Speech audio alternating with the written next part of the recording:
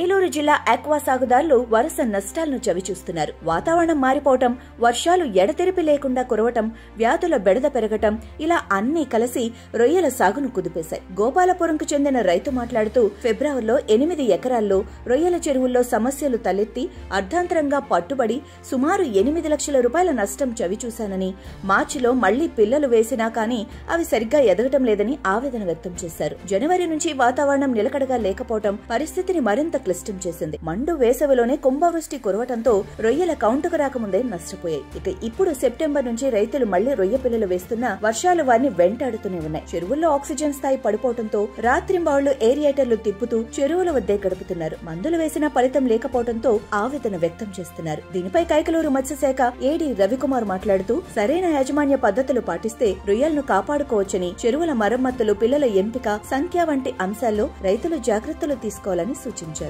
Indian sea food consumption revolution. ఆరోగ్యం మీదే, సంపద రైతుది, అభివృద్ధి దేశానిది.